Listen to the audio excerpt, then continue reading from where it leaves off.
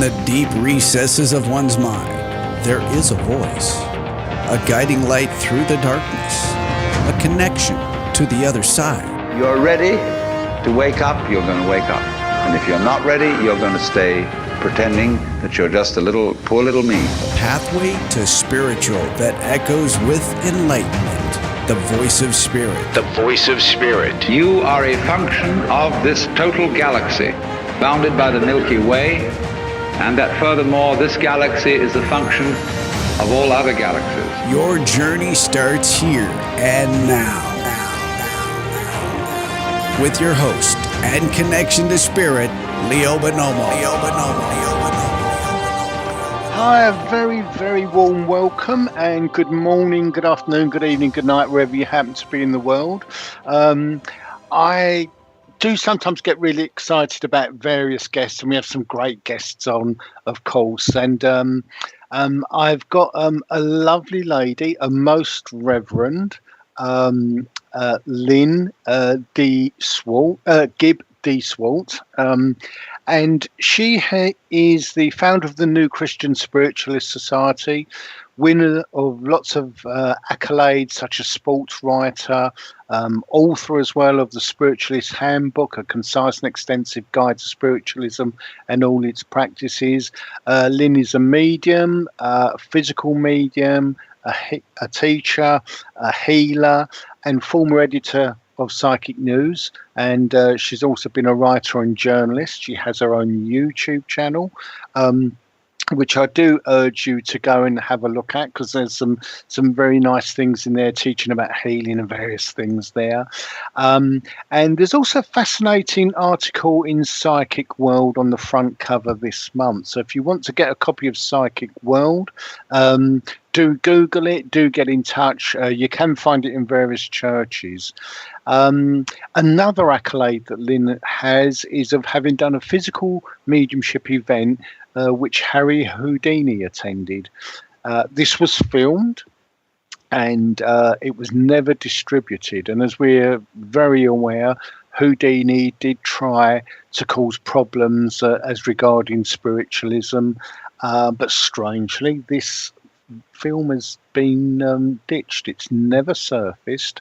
That I think spells or says volumes, so we can make our own minds up about that. And as we are aware, once Houdini did physically pass, he did come back to his wife Beatrice and gave her irrefutable evidence that he had survived.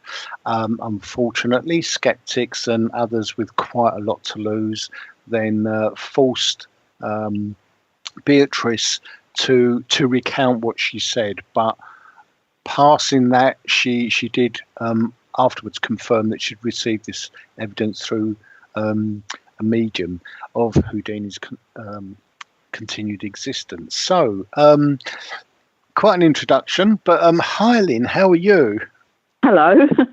I'm fine, thank you. I'll have to try hard to live up to that intro. Oh, bless you. Well, it's all true. If that makes you feel worse or not. I don't know. It's certainly you've certainly done. You've experienced an awful lot, haven't you? Being an author and editor and that. God, I don't know where to start. How did you get into that, writing and editing and being an author and journalist? Well, when I was small, I had thoughts about that. But like everyone else, well, not everyone, but lots of people, life gets in the way as you start growing up and your life takes different twists and turns. And really looking back, I have to say that I can see that there was a pathway for me that led me to become a spiritualist, if you like, and an avowed spiritualist, not one that sort of creeps about and says, "Oh well, I'm really something else." But I do believe in an afterlife, and I do believe in life after death, and I do believe in spirit contact, and I do believe in all these things that spiritualists believe in. But I'm not a spiritualist myself. I'm something else, That's quite a common thing. But I'm actually a spiritualist who likes being a spiritualist, and I as I look back, I can see that I was being brought into the place where I am now, I suppose. But getting into journalism and writing and editing, this was because of my love of the ice. I was actually an ice skater, not a figure skater. I was basically just somebody who used to love skating, and and sort of older than most, I came into speed skating. And I then got into coaching. Now, that was almost by accident, but as we know in spiritualism, there are no accidents and no coincidences. It was all for a reason. And my love of the ice brought me into spiritualism, because one of my skaters was a spiritualist. And when I lost my dad, she said that I should go to church with her. And that's what I did. I saw Ivy Scott, who is a fantastic medium, and I was so impressed. I decided to find out more about it. And the writing was also as a result of my ice skating, because I started to write about it. And so it went on. I mean, it's a bit boring, really, No, tell people about. It's not, because I think everyone in life sometimes feel, we're drifting aimlessly, and where are we going to end up? But there's always a plan, and if we use our own free will and perhaps more than a touch of ego, we kind of think, no, we're going to do this. But we do get brought round, even if it's a U-turn, don't we? Well, absolutely. I mean, the old hymn, I used to love to choose my path, but now thou me on. That's the thing. You have to, at some point, you have to let go and go with the inevitable, really. And I ended up as the editor of Psychic News when all my professional writing life, I had been a sports journalist. And you don't get much more earthbound than that. And you don't get much more earthbound than ice. But it was the ice that brought me into this way of life. Yeah, and I'm always fond of telling people that, of course, God, is a skater. Because in the Bible, there are lots and lots of references to the breath of God, which is frost, that God makes the ice.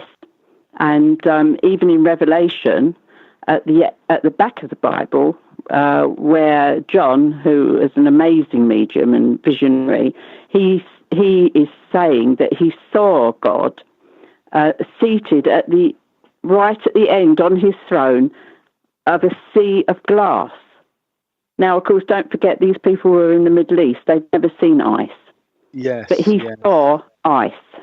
He saw a sea of glass, water that was glass. Yes. And there are references to water that is hard as a stone. And Jesus walked on water. Well, who knows? Might have been a bit of ice there.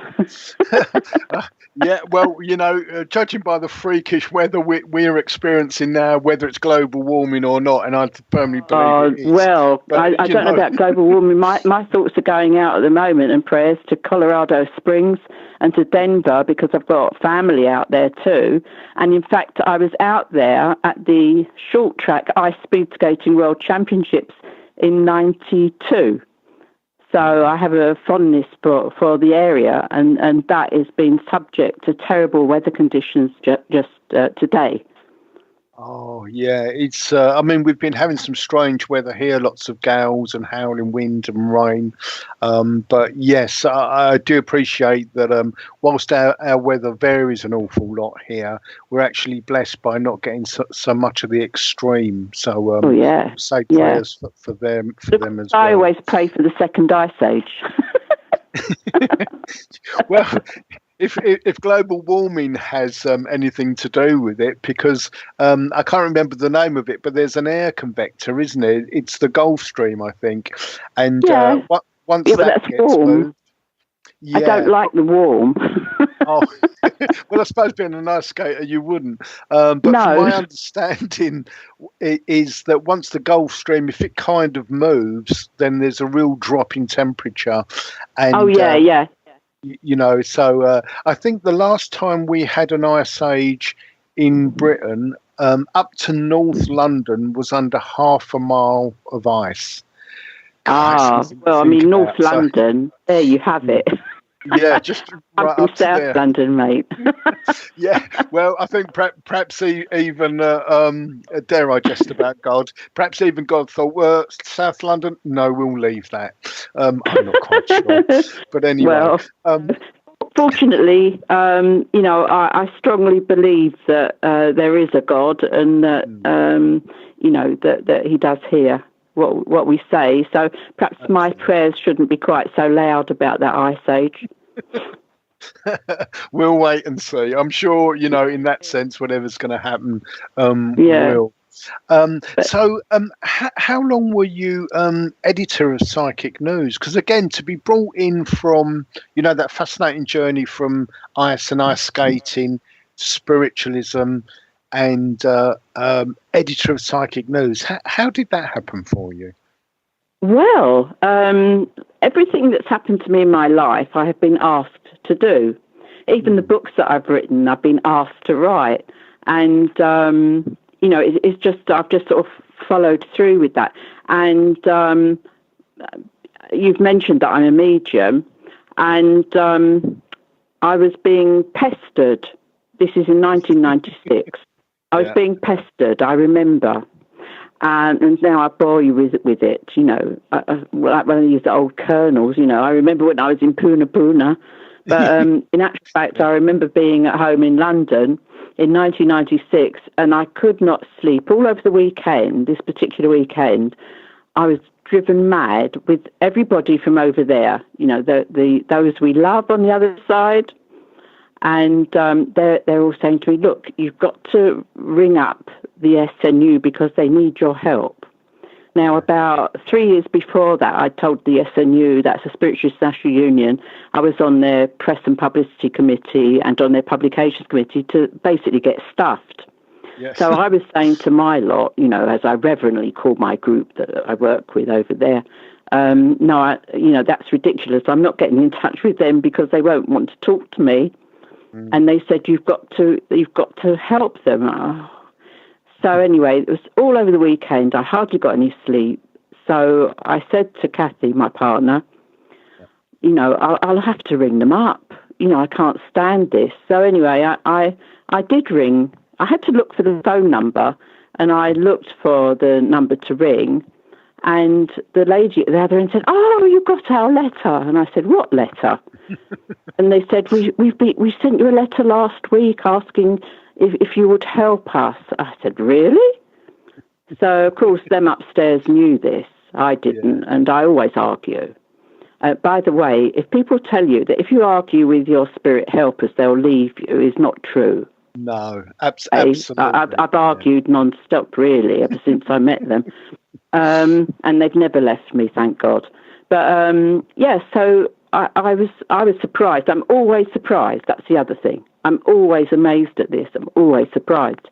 And, you know, you have to keep that element within yourself of wonder at the whole thing, you know. And I said, okay, what's the matter? And they said, well, how soon can you get up here? Well, that was Stansted, which is, I was in London. Stansted is near the airport, for people who don't know, in the sort of, you know, about 80 miles away, I think. I said, well, it'll take me a couple of hours, I remember saying to them, you know, because I've only got this old car and, you know, I've got to sort of, you know, come up. So anyway, off I went. I went up there.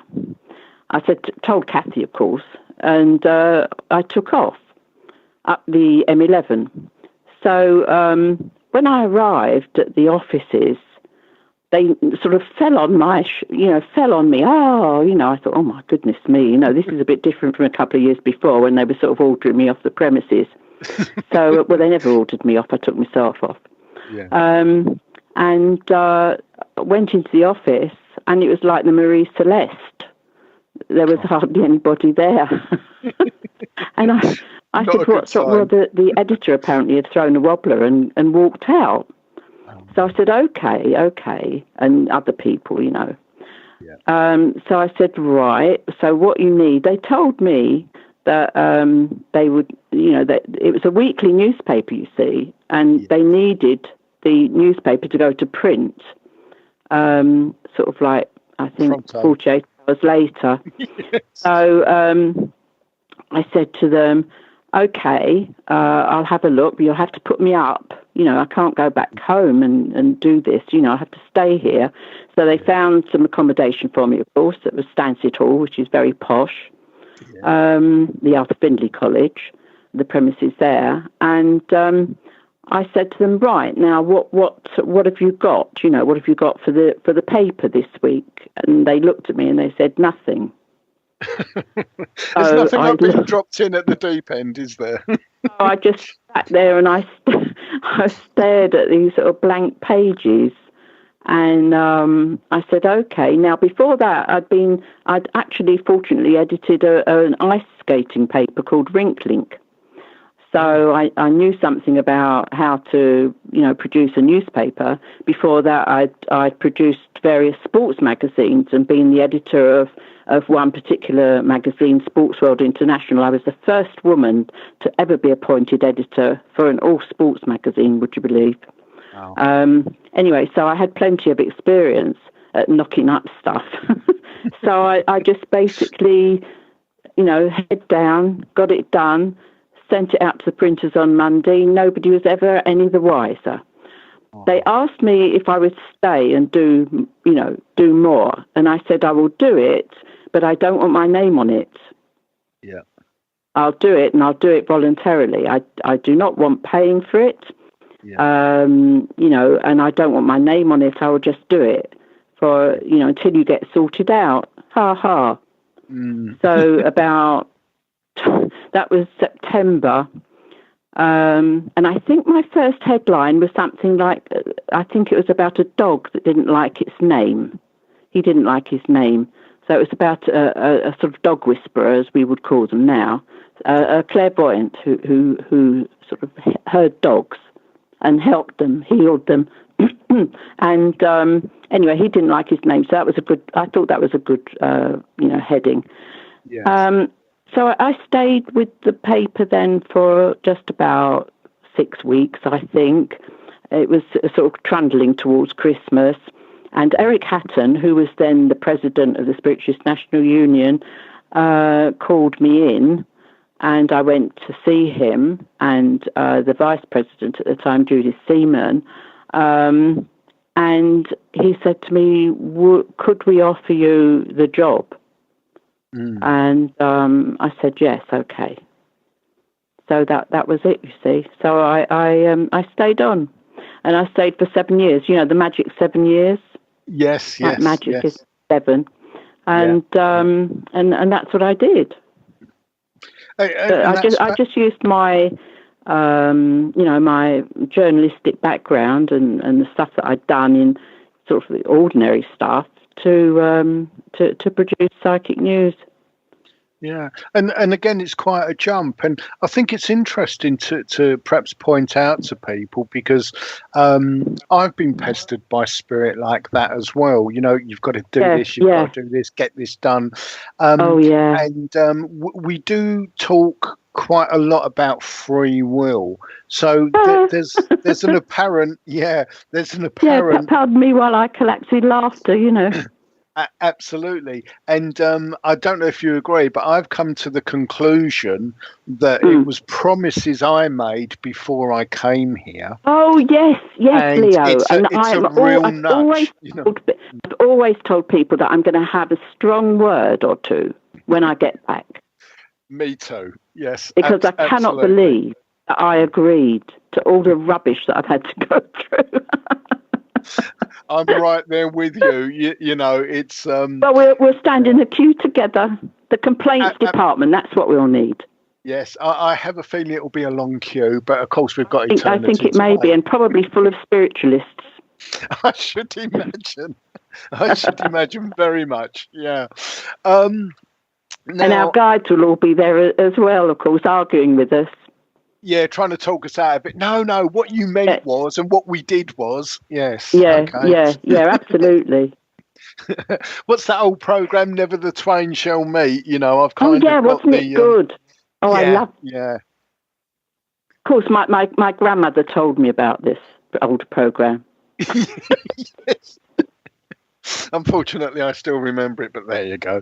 It was good. Yeah, it was Windsor, wasn't it? Windsor Davis and Davis, wonderful. I remember. Yeah. So and the other guy, who I always get mixed up with Donald Sinden and Kenneth Moore. I think it was Donald. Donald Sinden. I think it was, yeah.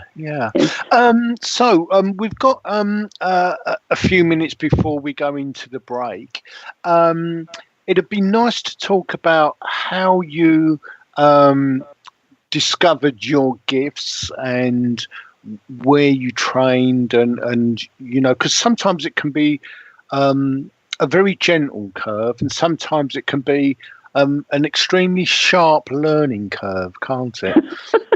Yeah, you could call it that. Yes, I'll be happy to tell people if they're interested in how I got grabbed by spirit. Absolutely, because we all come into it different ways. And there was a teacher of mine, and I think she was a wonderful teacher, Jerry March. And she, her introduction to spirit was very different, not one I would envy. She was a legal secretary, and she fell down some concrete steps and banged her head. And from then on, she could see and hear spirit.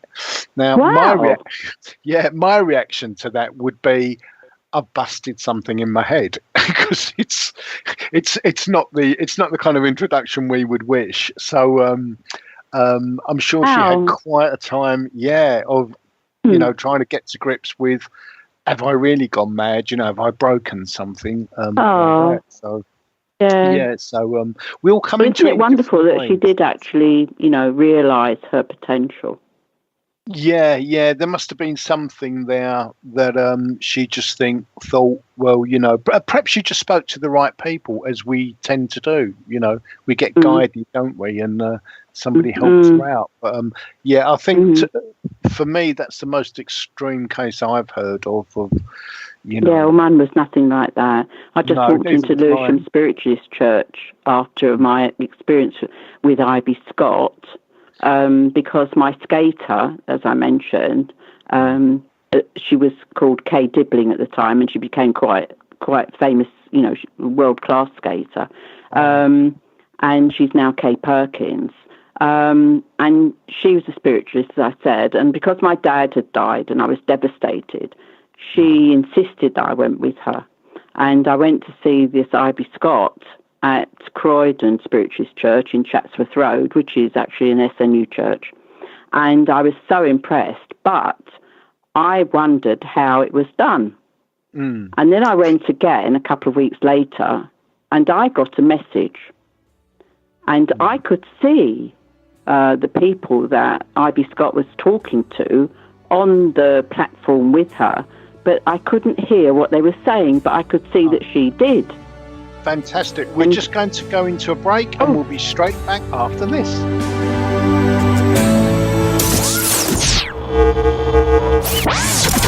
This is the voice of spirit, your connection to the other side. To understand something spiritually, you must experience it. And in order to experience it, you have to experience it in your imagination. Explore with us by calling 702-425-9230. That's 702-425-9230. Give us a call now. Worldwide callers use Skype name KCOR Radio. Everything that now exists was once imagined. Therefore, everything that is going to exist must first be imagined. Back with your guide to spirit, Leo Bonomo. Leo Bonomo. After these brief words from our sponsors.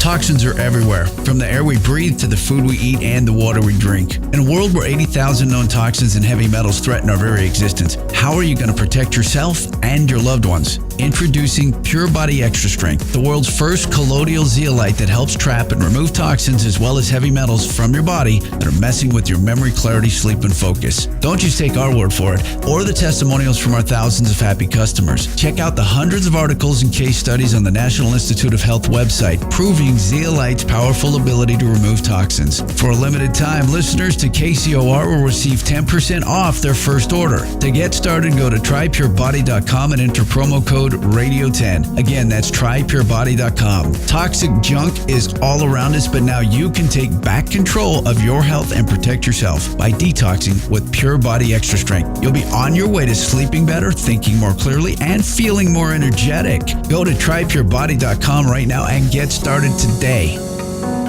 You love them enough to do anything for them. Mom, I need to be wiped.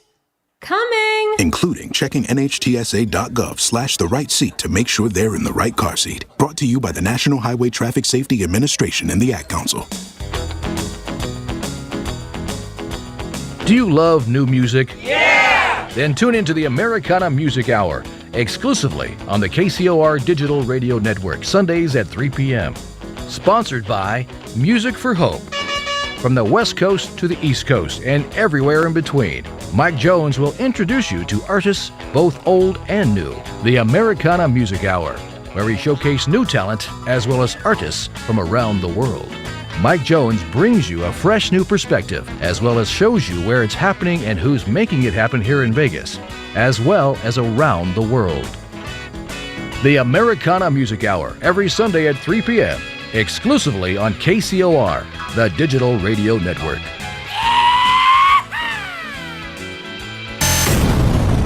It's great! I think it's great. It's great. The all-new KCOR Digital Radio Network. Great. Please make a note of it. It's great! Adopt US Kids presents What to Expect When You're Expecting. A teenager. Learning the lingo. Today I'm going to help parents translate teen slang. Now, when a teen says something is on fleek, it's exactly like saying, that's rad. It simply means that something is awesome or cool. Another one is totes. It's exactly like saying, totally, just shorter. As in, I totes love going to the mall with Becca. Another word you might hear is jelly. Jelly is a shorter, better way to say jealous. As in, Chloe, I am like so jelly of your unicorn phone case. You don't have to speak teen to be a perfect parent. Thousands of teens in foster care will think you're, rad, just the same. To learn more, visit adoptuskids.org. A public service announcement brought to you by the U.S. Department of Health and Human Services, Adopt U.S. Kids, and the Ad Council.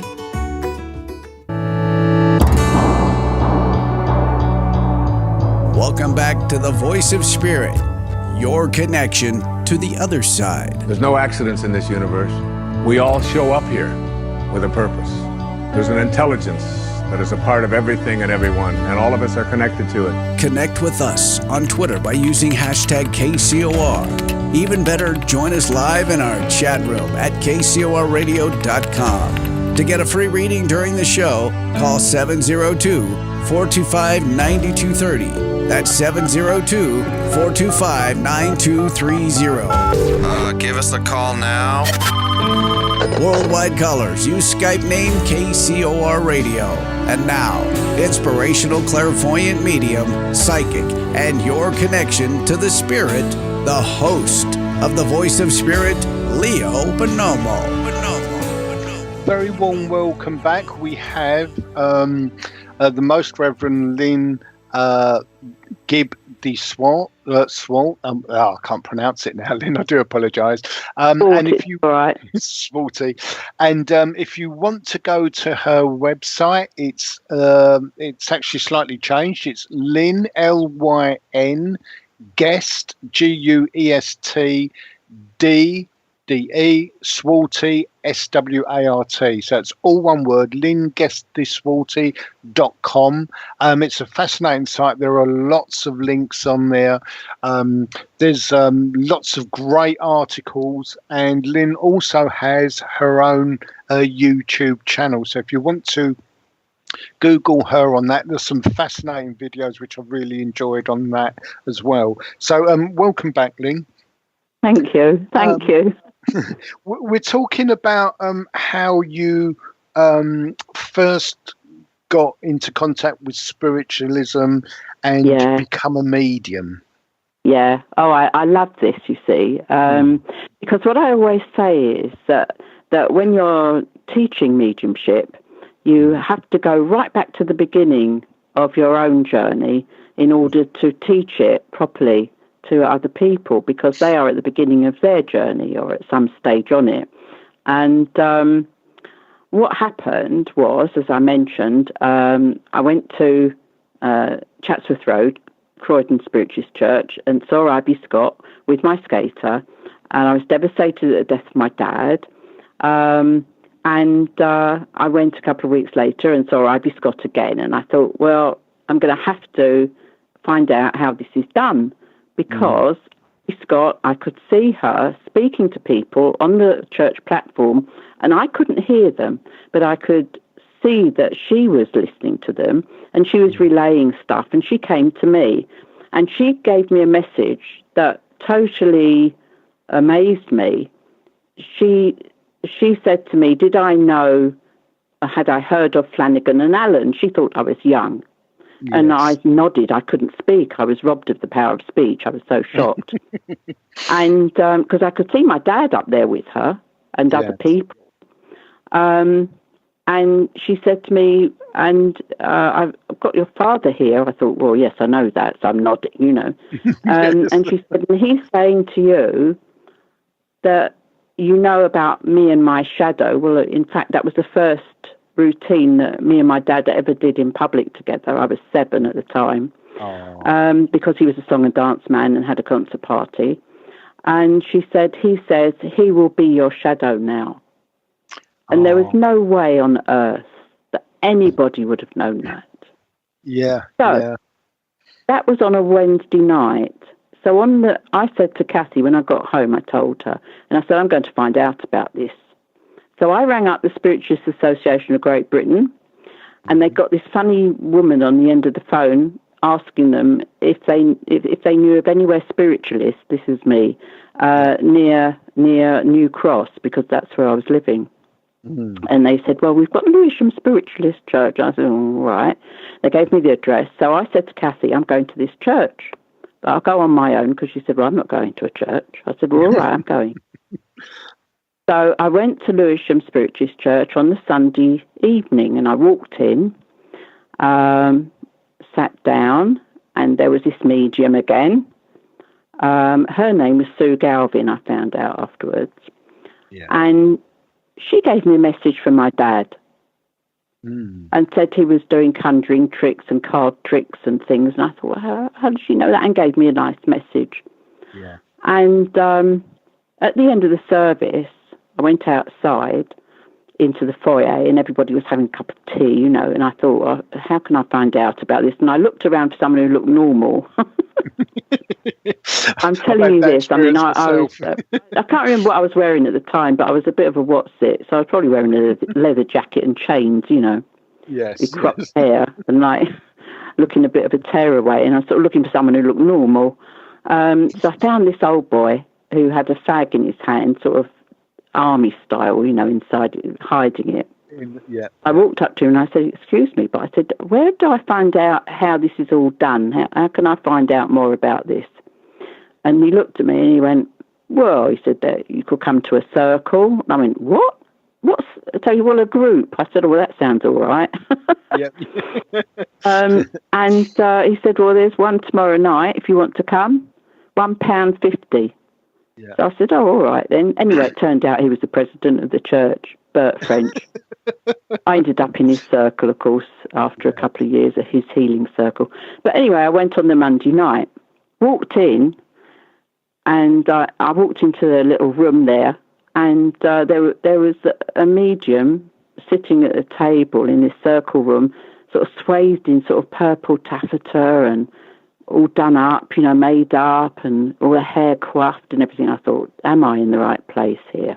Yeah, I've met a few. Looked around, and there were some people in jeans and stuff. I thought, okay, I'll stay. So then she said, some of you are here, she said, because you want to be mediums. I thought, oh, no way. I thought, I am in the wrong place. Then she said, and some of you may want to be healers. And I thought, whatever's that? She said, and some of you, and I was getting ready to go. And she said, and some of you may want to be counsellors. And I thought, well, all right, then I'll listen to this. Yeah. So anyway, we got to the meditation bit. And I met my dad, and I sent him away because he told me that he'd come to be my guide. And I said, no, I'm sorry. Yeah, I love you, but I can't give up my feminist principles. I won't have a man who is a guide. Yeah.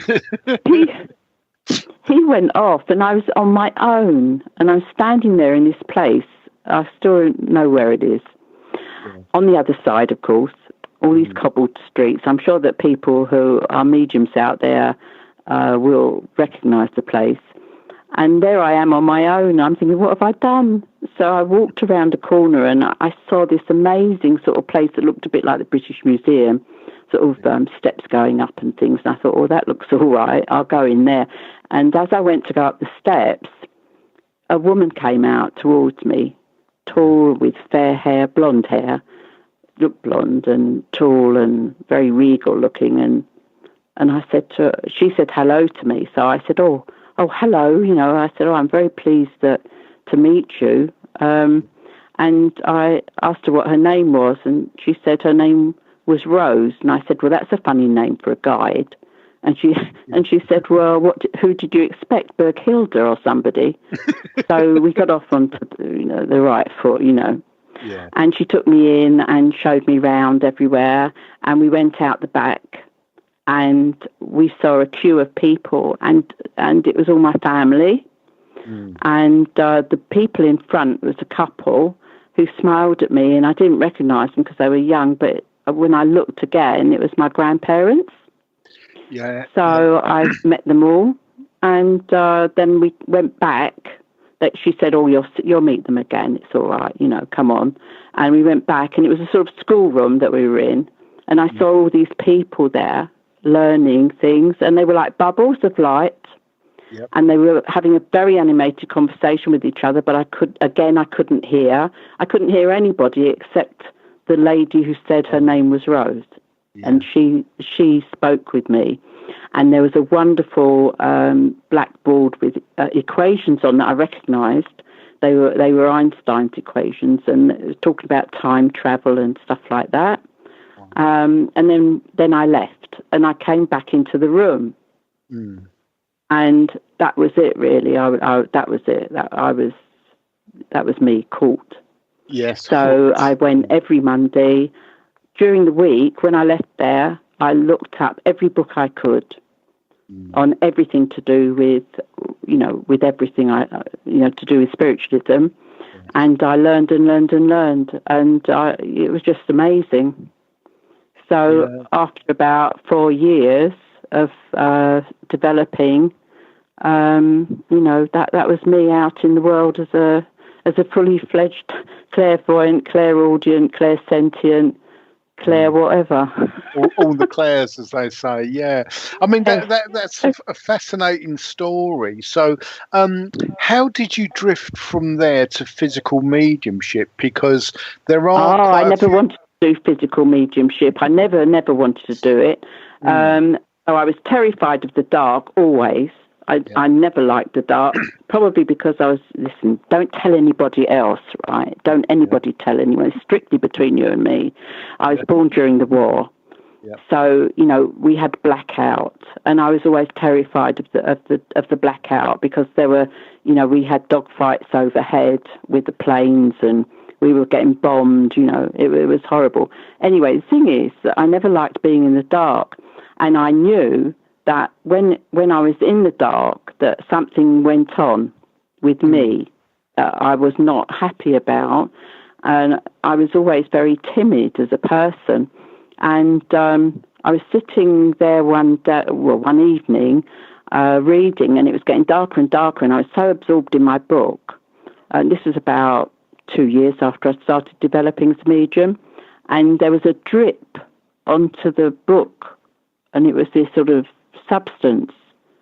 And I thought, oh no, I'm sitting in the dark, no. And I got up and I put the light on, and that was it. And, the substance went away. Yeah. But I did develop into a trance medium, and I suppose that's as much of the physical mediumship as I wanted to do. Yes. I didn't really want to get into attempting to produce ectoplasm or anything like that, but things always happen around me, which I'm sure is common to many mediums. Books fly off, or objects move. Microwaves give up the ghost. Yeah, well, we do seem to have quite an effect on electrical things, don't we? Yes, absolutely. In the article that you did on the front page of Psychic World, this month's Psychic World, there's also mention of Helen Duncan, and Helen Duncan wasn't too keen on the dark either, was she? No. I mean, it's really strange. I mean, they pick us up. When I say they, I mean those on the other side who know better than us. Yes, they pick up their instruments, because they choose us. Yes. And it seems to me that they choose the most, well, I don't know, the most timid or the most argumentative. I mean, Helen was well known for liking a drink and a swear. Which did not endear her to the powers that be, Yes. But and I'm not saying anything about myself. But yes, I don't know. They seem to pick up people who have had a very sort of perhaps a checkered existence and are perhaps a little bit frightened of life. Yes, I would tend to agree. I think that most mediums have hard lives or awkward lives, and this is something we've brought up many times over the years. And I think it's to give us a much more fully rounded experience, because as you know, when spirit communicates with us, it should be simple. It doesn't need to be complicated. And if they pare it down to the simple things, they can get a lot of information through in just fractions of a second. And I think what helps with that, if we're talking about maybe a tragic divorce or something like that, once you've lived through it, they just give you images, don't they? And the experience comes back, which oddly enough relates to the person you're giving the message to. That they can use that way to impress you with information that they want to pass through. But to be honest, I always used to say that if I couldn't hear what they were saying to me, I'd give up. So I like to teach people to hear more than anything.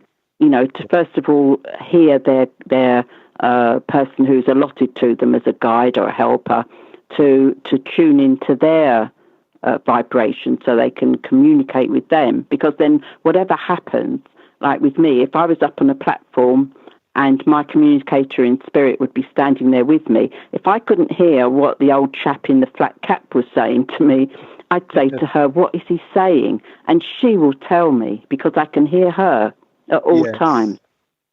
So I like people to get into touch with their with the person that's going to be helping them with their mediumship, you know. Yeah. So that they can hear them. Yeah. I mean, personally, for me, I do feel that hearing spirit is perhaps the greatest gift, and that's just something that I believe, because you can be given visual signs, you can be shown things that can be misinterpreted, but when somebody's actually telling you what to say, and that it's rare that can go wrong. I mean, we can get, you know, bad phone line, as they sometimes refer to it, and a bad connection, but generally if something's been relayed to you, you can't go too far wrong. Unless you go to unless you go to the wrong part of the room. Yes. Yeah. I work quite differently as a medium. I get little bits of clairaudience. I get all the clairs are all mixed up. And I don't know which way the information's going to come and what form, if it's whatever it might be. And I know that can be quite difficult for people. I quite like it because it keeps me on my toes. Well, I mean, it's, you know, the main thing is that, as I always say, you know, we're given the power of language, but that language only expresses the symbols and thoughts that come into our minds. Yes. So, you know, the language of spirit is universal. This is what I say, what I found out, and that whatever pours into our brain and our mind as two separate things, that we can relay that as language. We then interpret those symbols and thought patterns into the language that we understand, and that spirit use our own vocabulary and our own language in order to help us interpret that. Yes, that's one thing that I teach my students, is that we all have this private code in our heads, because, you know, a red balloon may mean one thing to one person and something completely different. And I feel as we begin to understand our own private code, and that and spirit hook into that, you know, we build from there. And of course, they know us, don't they? That's what's unnerving, that they know all about us. Very much. And of course, they don't judge, you know. I mean, they say, you know, there's this Well, I'd like to think that. Well, there's this myth, isn't there, that mediums profess, and you hear it so many times, and it does make me laugh.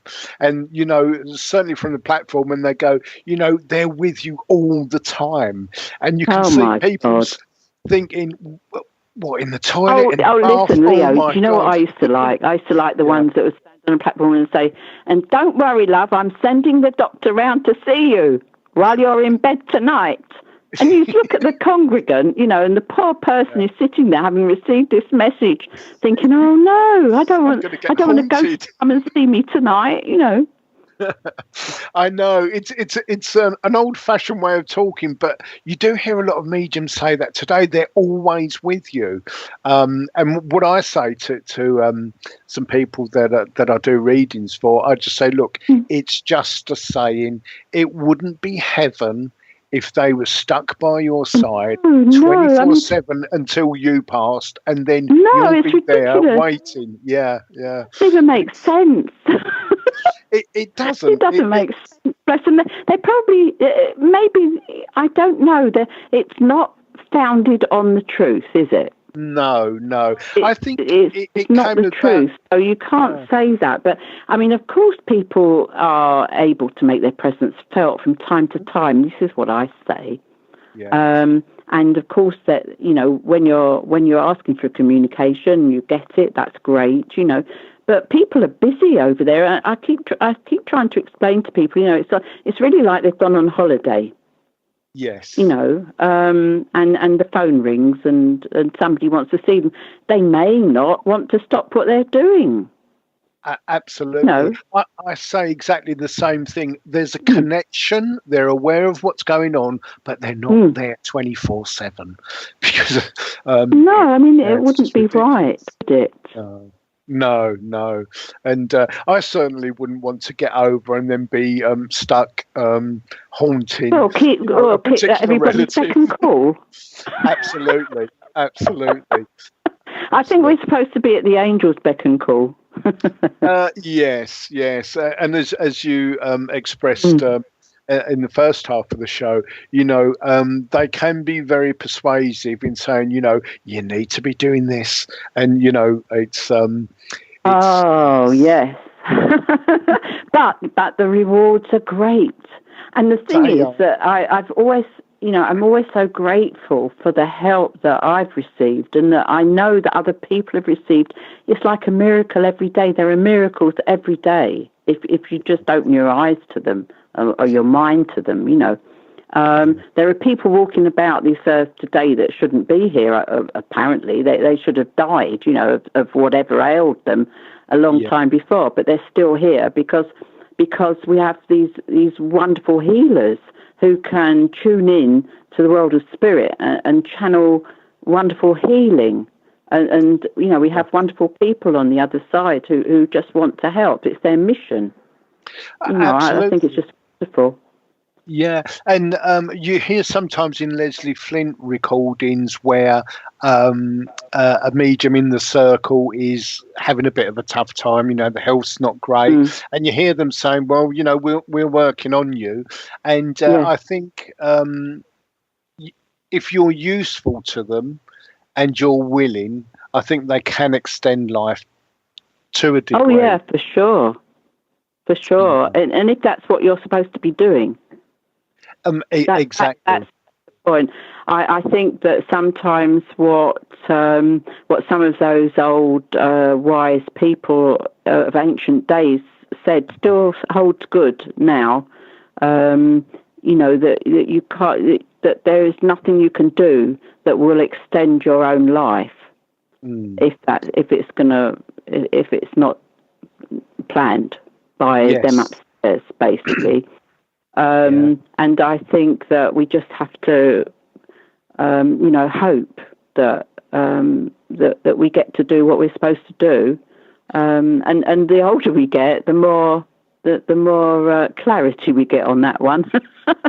I think so, and I'm of the same opinion. I just want to get done what I need to get done, and I'm sure we all say this. Hopefully, never come back, but we fall for it, don't we? Well, I mean, I had a heckler, never to be forgotten, when I was in Jerusalem, giving a demonstration and a talk about spiritualism, and a lady at the back heckled me because she was cross about reincarnation, and somebody's mother had come through and was arguing against it. So I had an argument going on between the lady in spirit who'd come and sat herself down next to me, arguing with this woman who's standing at the back saying that she must have reincarnated. And this woman sitting next to me saying, no, I haven't, I'm here. We're just going to go into a break and we'll be straight back after this. You've been listening to Leo Bonomo. The host of The Voice of Spirit. Live every Thursday, 11 a.m. Pacific, 2 p.m. Eastern, exclusively on the KCOR Digital Radio Network. For more information on the show, guests, and host of The Voice of Spirit, or to book a private reading, please visit leo-bonomo.com. That's leo-bonomo.com. Your connection to the other side is just a phone call away. The Voice of Spirit. It is amazing, is it not? This is KCOR Las Vegas, home of the Digital Radio Network, broadcasting from a shack just south of Area 51. Wait, that doesn't exist. This is the KCOR Digital Radio Network. Now for the news.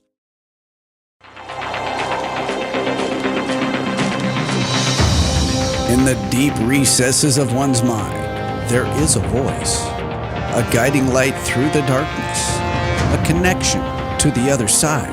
You're ready to wake up, you're going to wake up. And if you're not ready, you're going to stay pretending that you're just a little, poor little me.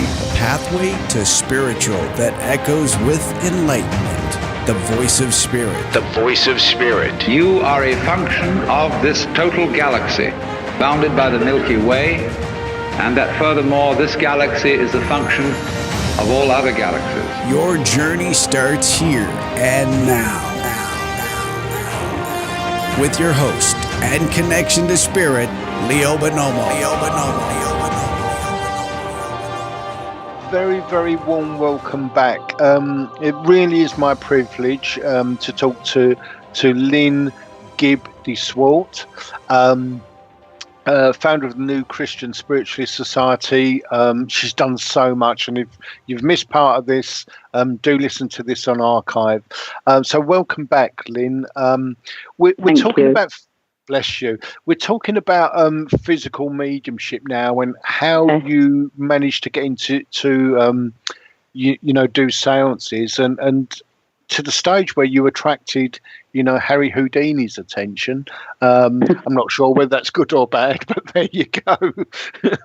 Well, that brings me to what I've always said. That people have said, "Oh, you could," that there's the accusation has often been from the Orthodox religious people that we call up the dead, and you're not allowed to, and you're not supposed to.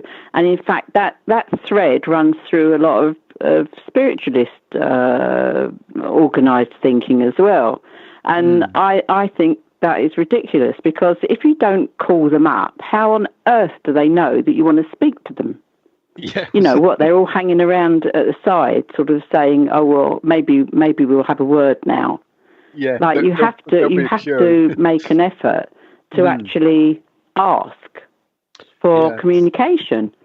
So I really think that this idea that calling up the dead is wrong should be put to death. And of course, we should be able to say, yes, we'll get somebody for you. And Harry Houdini, or Eric Weiss, which was his actual name, I was invited to do this. The reason that I was asked to do this seance, would you believe, is because they rang me from America and said that they'd been given my name, and they'd been given my name by somebody who said I would not be frightened to do it. And they'd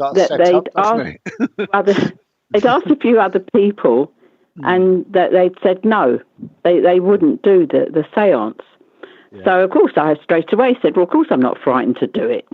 I'll have a go. I've never sat to ask for somebody to come who has not come, and that includes Leadbeater, the liberal Catholic, people like that, and I've always got them through.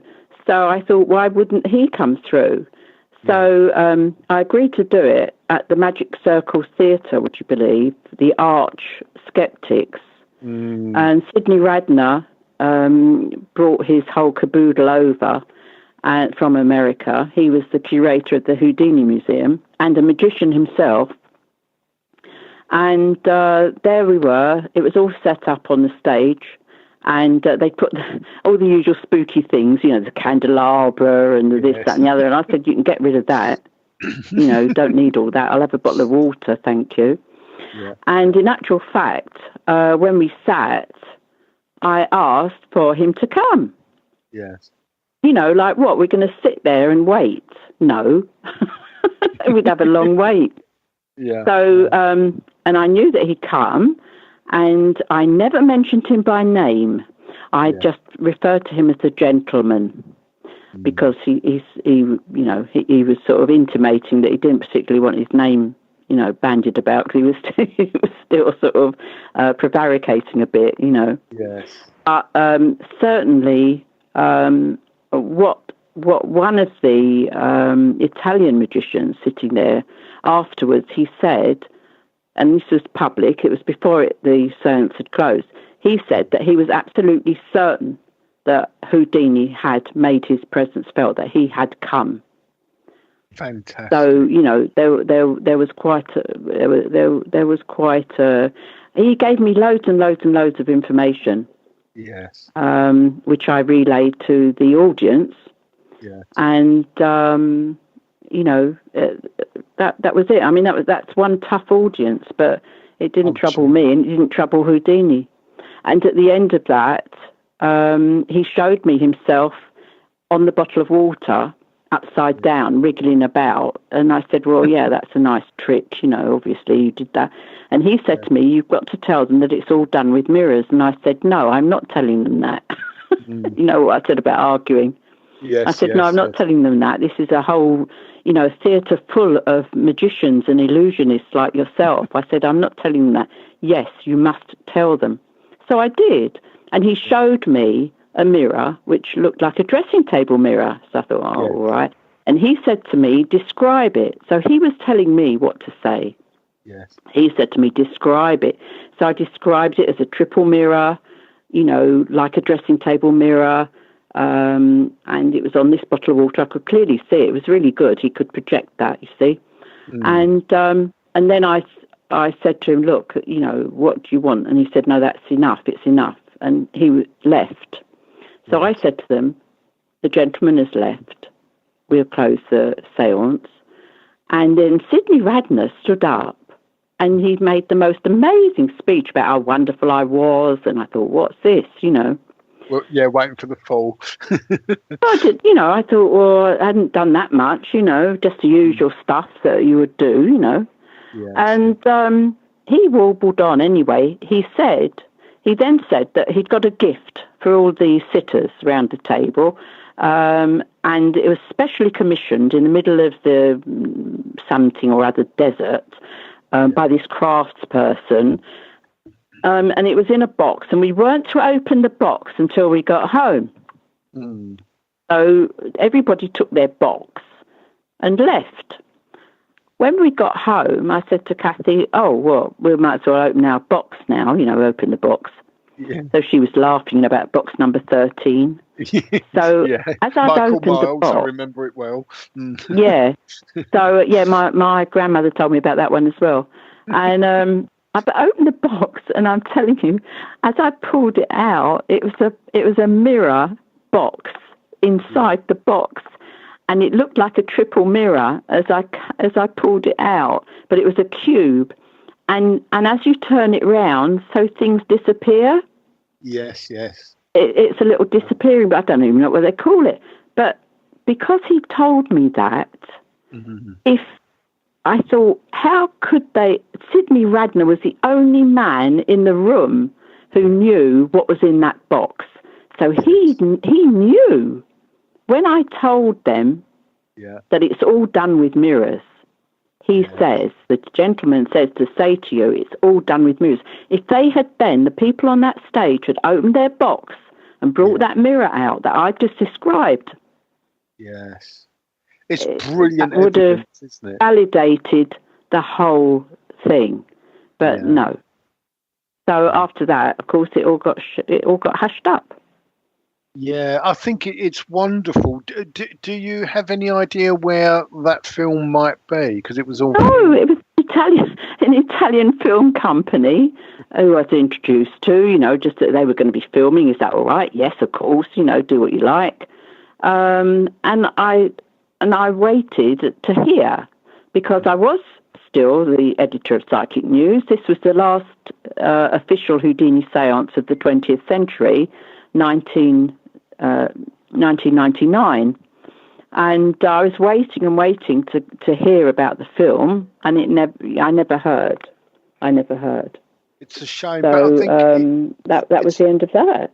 Yeah. But I did do a Japanese film company once. I found a haunted cottage for them, and I went and had a word with the people that were in there. That was really good, and I did a rescue in there. And that was all filmed, and I believe they did actually show that on Japanese television. So that was quite good, as results go. But one of the poor men who was filming actually had a nervous breakdown after it. Oh, bless. Yeah. Well, what happened, I was rescuing this little kiddie and reunited him with his mother. And at the point of reunion, a glass smashed hard in the kitchen. Mm. And everybody rushed to the kitchen, and there was this glass that had sort of actually flown off a top shelf and smashed itself. Well, it didn't do it itself. Somebody had done it. Yes. So whoever was keeping that boy, basically a prisoner, earthbound, was annoyed. Yes, yeah. I think the poor man was ill. Oh, yeah. I mean, again, I'm sure, he recovered. I'm sure. I'm sure. Yeah, I'm sure. I mean, I think the Houdini seance, I think that was a gem for skeptics to kind of say, right, that's not going to be shown because they love it. Oh, yeah, absolutely. So but I still fail to get the reasoning behind their agenda after all these years, and I'm sure you're the same. I don't understand why. I mean, we're not going to overthrow the world order or anything, but maybe we could make people like each other more if they all understood that we were all spirit. Absolutely. I do have a theory. I have a theory that they can really suppress any psychic ability. But I also feel that there is a fear there, and it's a fear of either being judged, of finding out, what their private thoughts might be. They might be exposed in that way. And when they get over, they've got to pay for it. And I do think it's a fear. It's just like, it's absolute denial. No, can't be, not having it, that's it. And I think it's based in strange. It really puzzles me. That really puzzles me. However, I will still keep on going like you will. Absolutely.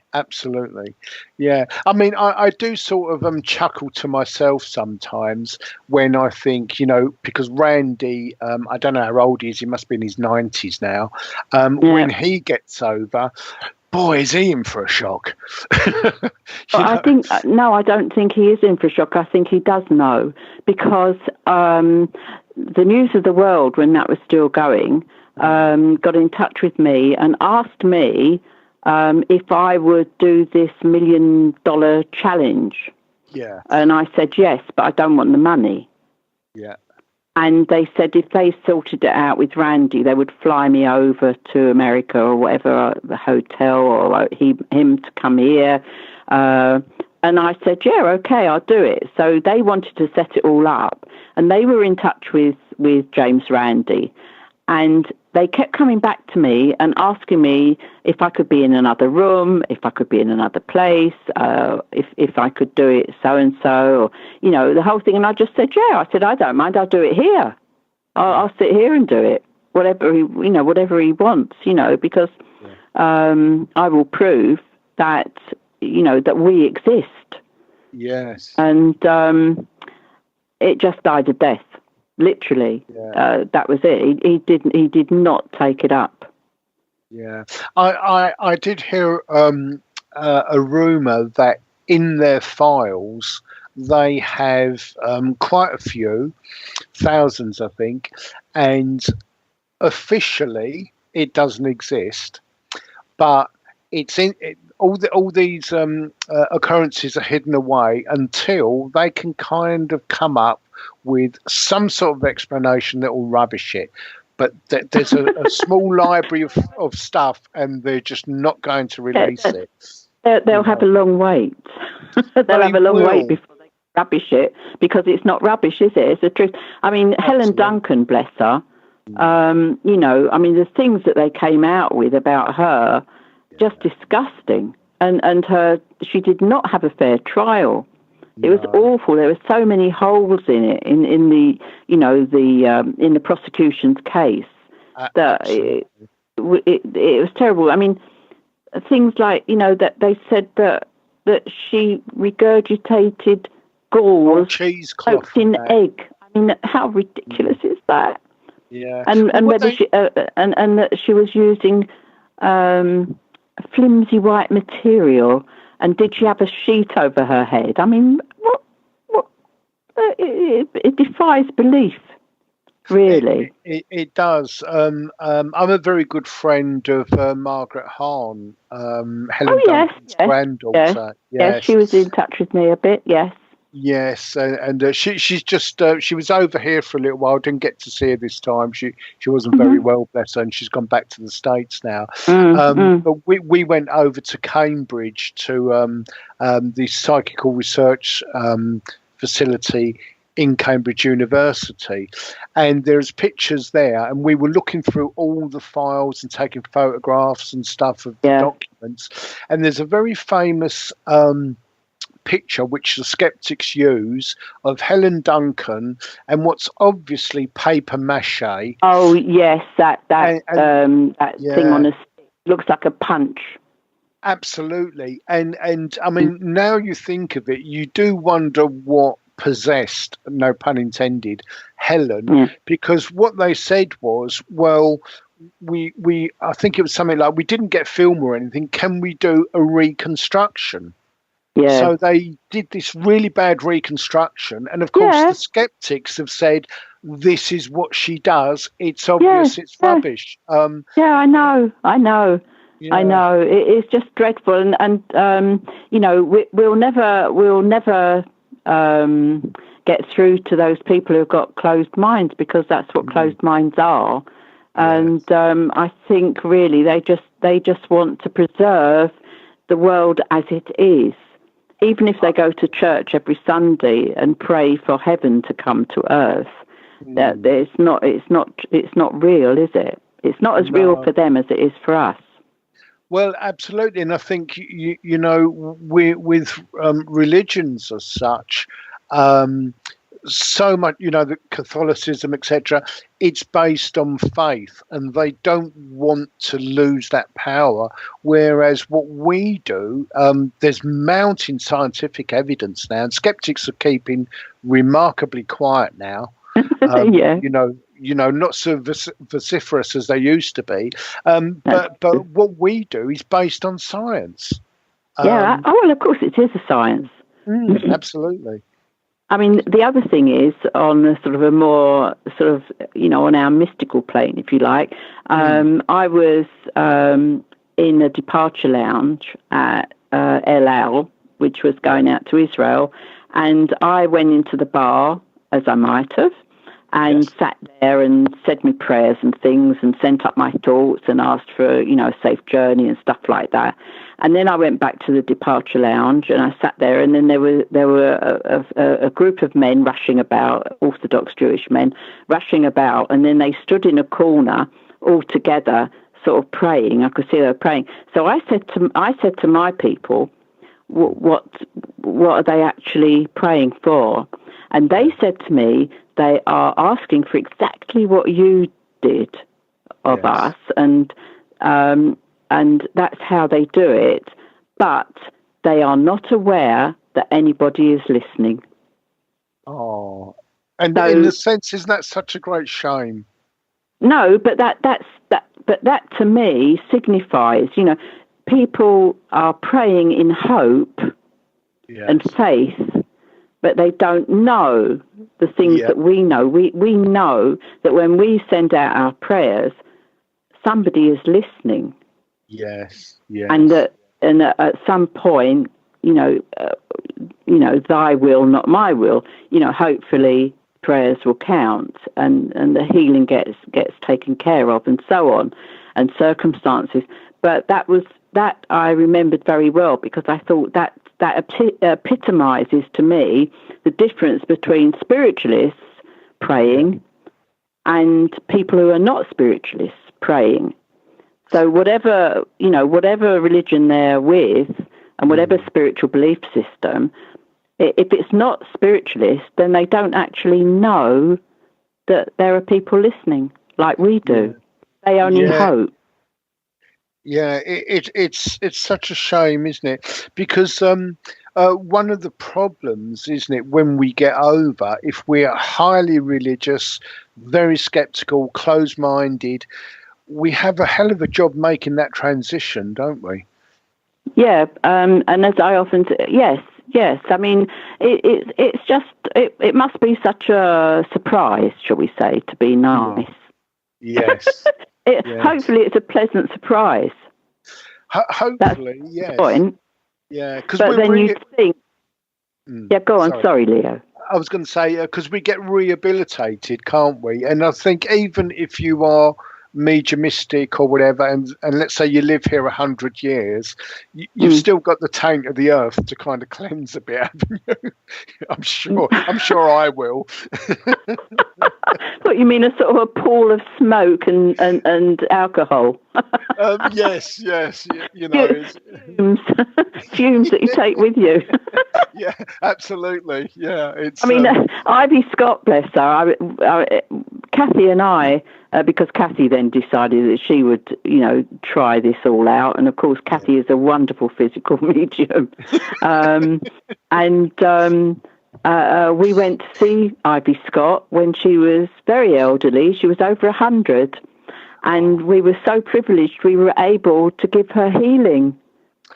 We went to the nursing home where she was and we gave her healing. And that's, that was a wonderful sort of tying up for me of where when I walked into Chatsworth Road and saw her up on the platform and was so impressed, did I know that many years later that I would be able to actually lay hands on this wonderful medium and give her some healing, and maybe that's what I was supposed to be doing. You see what I mean? Yes.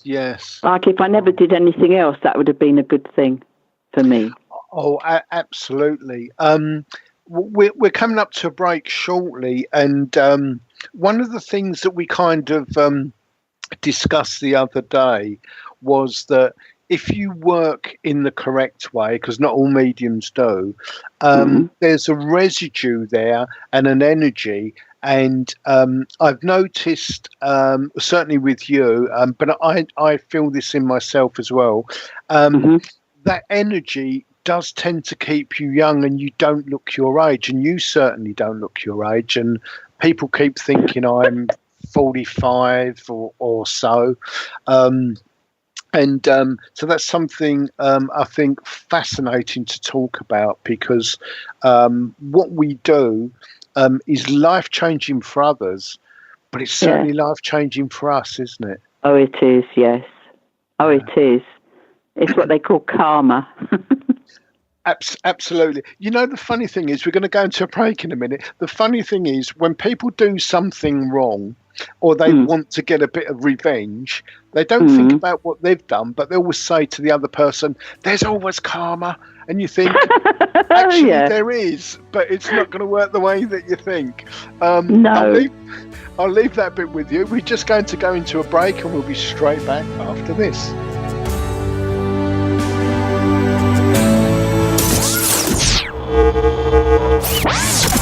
This is the voice of spirit, your connection to the other side. To understand something spiritually, you must experience it. And in order to experience it, you have to experience it in your imagination.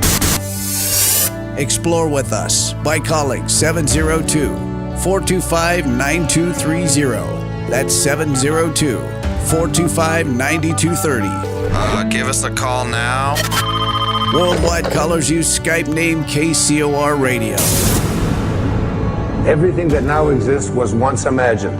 Therefore, everything that is going to exist must first be imagined. Back with your guide to spirit, Leo Bonomo. After these brief words from our sponsors.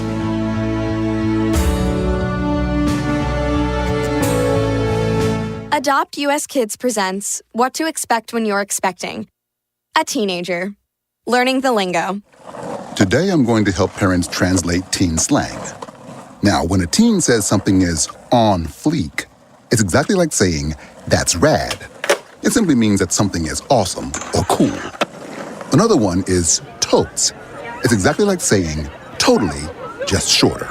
As in, I totes love going to the mall with Becca. Another word you might hear is jelly. Jelly is a shorter, better way to say jealous. As in, Chloe, I am like so jelly of your unicorn phone case. You don't have to speak teen to be a perfect parent. Thousands of teens in foster care will think you're, rad just the same. To learn more, visit adoptuskids.org. A public service announcement brought to you by the U.S. Department of Health and Human Services, Adopt U.S. Kids, and the Ad Council. Alien Deceptions, a suspenseful sci-fi romance thriller by Tina Marie, featuring the tantalizing Erica Jones and the mysterious Russell Hamilton. An out-of-this-world book of fiction based on years of document facts and files the government does not want you to know about, at least not yet. Alien Deceptions by Tina Marie. Available now at Amazon.com or get a signed copy at TinaMarieEntertainment.com. Get your copy now. You are listening to the all-new KCOR, The Core. KCOR broadcasting from Las Vegas, Nevada to the entire universe.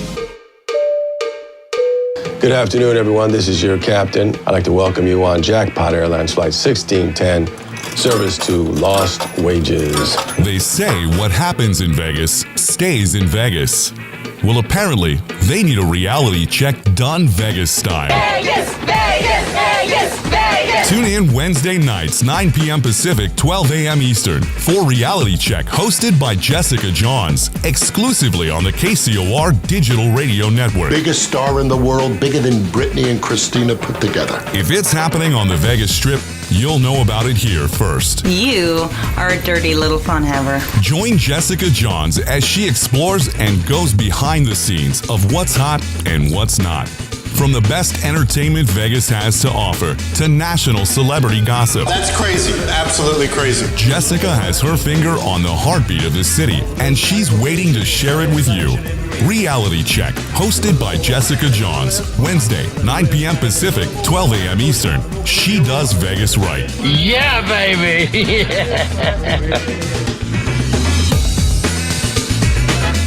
If you love them enough to sit through their favorite boy band with them, then surely you'll check NHTSA.gov/the right seat to make sure they're correctly buckled in the back seat. Brought to you by the National Highway Traffic Safety Administration and the Ad Council. Welcome back to the Voice of Spirit, your connection to the other side. There's no accidents in this universe. We all show up here with a purpose. There's an intelligence that is a part of everything and everyone, and all of us are connected to it. Connect with us on Twitter by using hashtag KCOR. Even better, join us live in our chat room at KCORradio.com. To get a free reading during the show, call 702-425-9230. That's 702-425-9230. Give us a call now. Worldwide callers, use Skype name KCOR Radio. And now, inspirational clairvoyant medium, psychic, and your connection to the spirit, the host of the Voice of Spirit, Leo Bonomo. Hi, very, very warm welcome back. Last segment of the show. Again, it's absolutely flown. I really don't know where it goes. If we talk about time travel, then I think we certainly experience it on the show. So very warm welcome back to Lynn. And we were talking just before the break, weren't we, about working right, and when you do, there's a residue, and it tends to affect your health beneficially. But we tend not to look our ages either, and you certainly don't look your age. It's very important to work right, isn't it, rather than to just kind of bungle something through if you're not taught properly. Yeah, well, absolutely. It's nice to talk in terms of having a gift in relation to mediumship, But I always say it's like anything else. It needs development, and it needs sort of regularizing and training into a shape that's usable. It's like people having a gift for cooking or playing the piano. You need to be trained in the right way to do things. And I think that one of the things that I think is very important in mediumship is to always make an affirmation before you open up to spirit. So whatever work you're going to do, I believe that you always have to say, why you're doing this. And what you can say as well at the end is to say, any energy that I use, I would really like to have that replaced. And perhaps a little more just to help me along. Yeah. And nobody minds that. And if you do that, you don't get this feeling of being drained or overtired when you have presented any, or undertaken mediumship in any way. And with mediumship, I also include healing, of course. Yes. Because I was helping with Jerry March's workshop. It was a weekend workshop many years ago. And there were a couple of people there that were also helping. And by mid-afternoon on the first day, they were saying, "Oh, my God, I'm so tired. Aren't you tired?" Yeah. And when I work, at the end of it, I'm buzzing. I think that even if you don't actually say that you would like your energy replaced, certainly our helpers in spirit make sure that we get that energy replaced and that we get help. And I mean, the wonderful thing about healing is that because you are a channel for that healing, you also receive the healing as it goes through. Absolutely. And, it's just marvellous. I made a mistake many years ago, and I made it honestly, because I thought in allowing healing to go through to other people, that it was meant for other people, that I would be selfish in taking anything from it. And so I refused it for a long time, thinking, my way of thinking was it's for them, not for me. And that went on for several years. And as neither of us believe in coincidences, but it got to a point where I became extremely ill. I began to say to myself, look, I need some healing. And I slowly encroached on that. And then I realized that, actually, like mediumship, that's the way it is. Yes, absolutely. And what I've always taught is mediumship for its own sake, so that the individual who develops their mediumship is able to utilize that gift, that developed talent for themselves, for their benefit. They don't have to be mediums for other people. They can be mediums for themselves. And in fact, some years ago now, there was a papal statement put out that said that the Pope was saying that it was all right to speak to the spirits of the dead as long as you didn't go through a medium. So therefore, training people to communicate for themselves as mediums meant that they could be devout in their religious system, but also actually have the benefit of being able to communicate with spirit. Yeah, because the Bible is full of examples of mediumship, isn't it? Oh yeah, Moses, just wonderful. I mean, if you go through it as a spiritualist and looking at our spiritualist understanding, there's so much. It's just amazing. It's never ending. I mean, it's really, really a book of spiritualist happenings and events. Absolutely, because when Jesus appeared on the road and showed the wounds and that, you and I would understand that, and I never had any doubt. I've seen spirits since I was two. I'm 62 now. It's physical mediumship, That's it. Yeah. I mean, he must have been just amazing. I mean, the mind boggles. But I mean, the thing is this: that I mean, Paul, who I've had issues with, of course, because as Emma Harding Britton, our pioneer of British spiritualism, called him once a crusty old bachelor, or one of her friends called him a crusty old bachelor, because she was going to write a poem about him for one of her presentations. And they said, no, not him. So she did the Song of the Stars instead. But he talked about the gifts of the Spirit, and we understand that. In his letters to the Corinthian church, he was actually saying to them, we all the time, we are spirit. Absolutely. And again, when you look at it from a spiritualist point of view, it's absolutely clear. It is.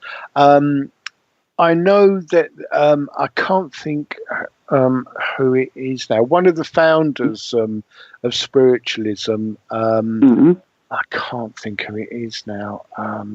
What was the circumstance? And maybe I will remember. It's in one of his books. He wrote On the Edge of the Etheric and that. Arthur Findlay. And he was talking about God, it's gone now. Arthur Findlay was that's a right. great... So when he was talking about the very, very early stages of the church, in the first 400 years, that the Catholic Church used a lot of mediums. And what was happening was people were trusting the mediums more than the church, and so gradually they forced them out. Again, you can understand the protectionism there. And the other thing is that knowledge is power. So absolutely. I've devoted my life to making sure that whether they want it or not, they get taught. People get taught. Yes. Education is a wonderful thing, and especially when it comes to spiritualism. We have to tell people what it's about, and all the good people listening to us, just get the message out and give people messages. I know that we shouldn't be dripping psychics. We shouldn't go up to people in supermarkets and say, I can see something around you. I can see your aura. And your mother wants to give you a message. There's a Long Island medium, isn't there? And she's got a whole show about this. And again, it is quite intrusive. She'll go into, like you say, a shop, and then she'll follow someone round and give them a message. But who is that? I've missed out on that, Leo. I don't think you've missed a lot. I've only seen a few. I can't remember who the medium is, but she's known as the Long Island. What, you mean it's real? Medium. It's program. Not a joke. No, it's I real. thought this was a comedy program that I'd missed. You missed the interlude. Oh dear. Yeah, and dear. And that's her whole program. She walks around the streets, or she's sitting in a cafe, and she'll just give a message. I would call them dripping psychics and carrier bag mediums. You know the ones where they say, "Well, take that home with you, love." Yes, you can't take that message. We'll take it home with you. Yeah. You'll figure it out eventually somehow. Yeah, it'll come to pass. It's not today, tonight, next week, or the week after. Yeah, sometime when I'm well out of the area, it'll make sense. Well, it's a bit like sort of, random fortune telling. I mean, I always say this: if somebody that is in spirit, talks to you, gives communication, identifies themselves as who they are, that the recipient accepts that person, if they want to tell you what's going to happen to them in a few months' time, next year or whatever, then that's worth saying. But if you've got nobody there, and you're just sort of, it's just like a blank sheet. You can say what you like is going to happen in the future. That's so unfair and bad. I don't dismiss so-called fortune telling out of hand, because if somebody from spirit tells you what somebody's fortune is going to be, then I think it's valid. Absolutely. We agree totally with that, because this is one of the things with the SNU. They don't kind of allow that. They don't really teach tarot cards and that, but fortune telling, awful term really, but it's allowed with some things, tarot card, angel cards and this and that. Personally, I do get a lot of predictions, and I will give them from the platform. Yeah, exactly. Because I think if you know where they're coming from and you can trust the source. Absolutely. You have to trust the source. Absolutely. Because for me, one thing, skeptics go on about, well, you can cold read, you can do this, you can don't do that. Oh. I never ask questions. But one thing that skeptics can't get round is, how do you cold read a future event? No, you can't. Yeah, absolutely not. Yeah. When I was at Psychic News, to come back to that, I used to get people writing in predictions that I used to print, when they would show that they'd made a prediction that was correct. Yes. Like Chris Robinson. I'm sure you know, a friend of mine, and he was wonderful at prediction. Because you got it from the right place. And I think that makes all the difference. I think so. And if nothing else, it does make the people think, how the hell's that done? I need or how in heaven's name. Or how in heaven's name. Yeah, I was quite aware of that as that came out, actually. I do apologise. But no. Because it sparks that interest, doesn't it? And I think, I need to know more. If it's a trick, it's a real good one. I want to find out how it's done. Yeah, absolutely. Well, that's why I got into it, wasn't it? I wanted to find out how it was done. What trick it was. Yeah. I had a funny experience some years ago at a local spiritualist church near me, and I was just in the audience, and sometimes I think I'll just go and sit, and and I came out a couple of minutes before, and there was a woman outside, and I said, "Are you going in?" "Oh, no, won't go in," and I got chatting to her, and she had the impression that it was totally dark inside, that there was cauldrons and witches' brooms hanging around, and I gently coaxed her, and she stuck her head through the door, and she went, "Oh, it's all quite normal, really, isn't it?" Which really made me laugh. But again, there's this mindset of what we might be doing, dabbling and casting spells and stuff. It's quite funny. Question I want to ask you. Yeah. Some years ago, my guide said to me that in 20 to 30 years' time, this place, Earth, is going to be very different. What's your sense of that? What do you think of that? Because it needs changing, doesn't it, for the better? Right. It is changing, of course, all the time, because that is time itself. Time is the expenditure of energy, isn't it? Now, the Earth itself, the universe, is changing all the time. We know that, in the physical sense. Yes. And spirit is also changing, evolving, if you like.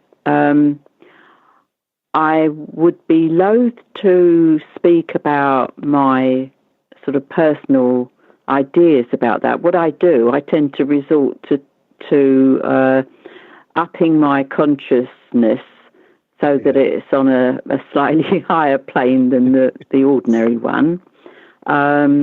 More than that, and ask them upstairs their opinion.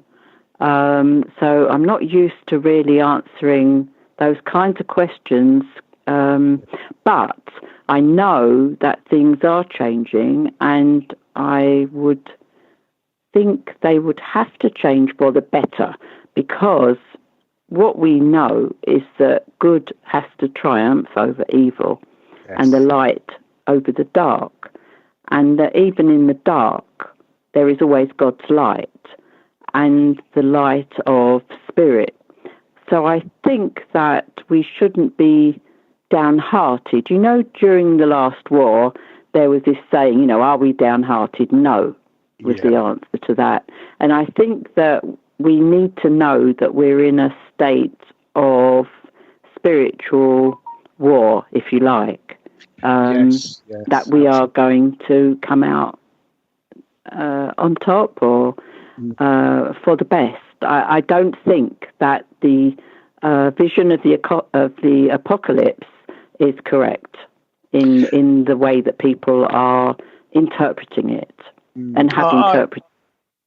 Yeah, I think you're absolutely right. And I know, or I feel that sometimes spirit get a little bit frustrated because, in a sense, over the last 3,000 or 4,000 years, our mentality hasn't changed, is it? You know, it's I want and I'm going to take it, you know, and if I want to invade another country... Well, this is why, the orthodoxies talk about things like original sin, and say that humankind is inherently evil and has to be cleansed thereafter when it comes, when people come to Earth. But I think that humankind is inherently good. I think that if we believe that we were created by a benign creator who only wants good, and love is paramount, then I think that we can say that we will triumph in the end, because the evil that attacks us, and in the Bible, for instance, Satan, that's actually a Hebrew word for adversary. It's our adversary. And our adversary, I believe, are the forces of darkness. And I think that the power of light is going to defeat that darkness. So all the way through, I think, it's my opinion that light will triumph. That's what I think. And that's what has to keep us all going, because otherwise we would all give up. If that wasn't the truth, then spirit would give up, wouldn't it? But I do know. But I do know, because I've seen it on the other side. I have seen the argument that goes on, and you could say that there is a spiritual argument, if you like, and there is warfare between the light and the dark. It may be that popular spiritualism doesn't agree, but that's what I know. And I think that those of us who work for the light, who love the light, in the spiritual sense, I think that we will triumph on behalf of those in the realms of light who want the earth to be as it is in heaven. And people say that prayer. Jesus gave that prayer, that it should be like heaven on earth. And I think that is what is going to be the end result. I agree totally. And again, the clue really is in the prayer, isn't it? As you've said, we've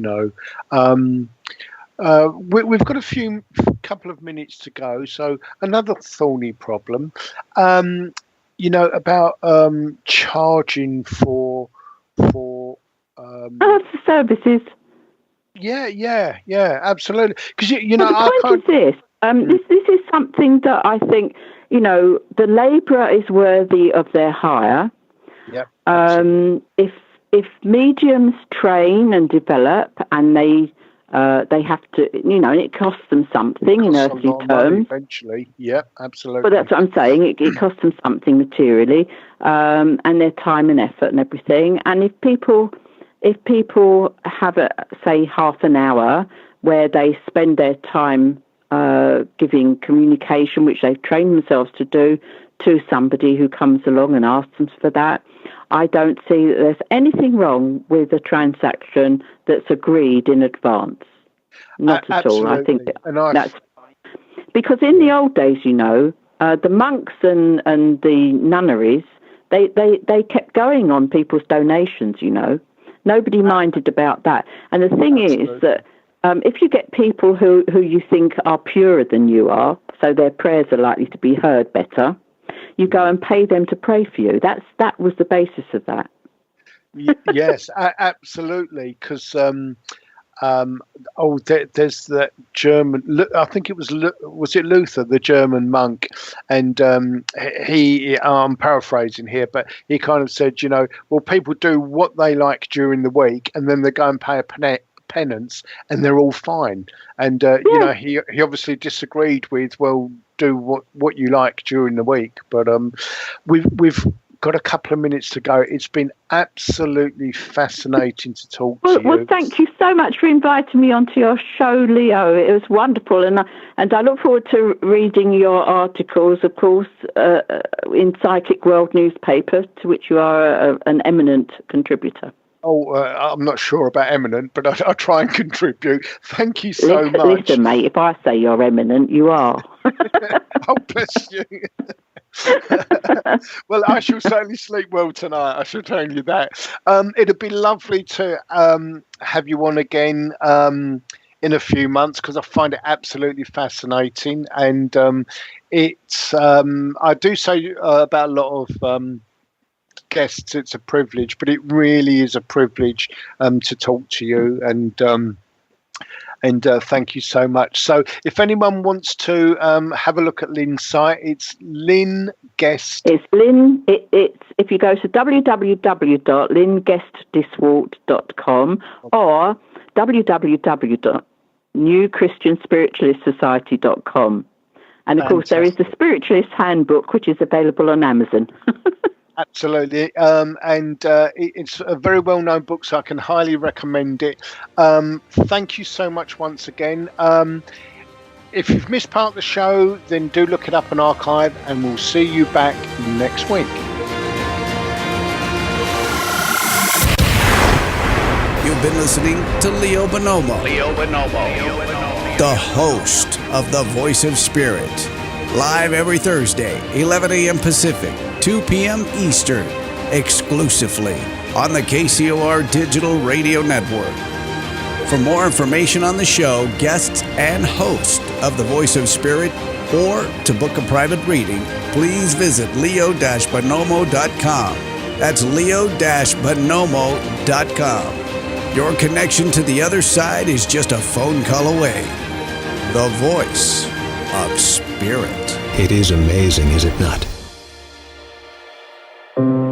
This is KCOR Las Vegas, home of the Digital Radio Network, broadcasting from a shack just south of Area 51. Wait, that doesn't exist. This is the KCOR Digital Radio Network. Now for the news.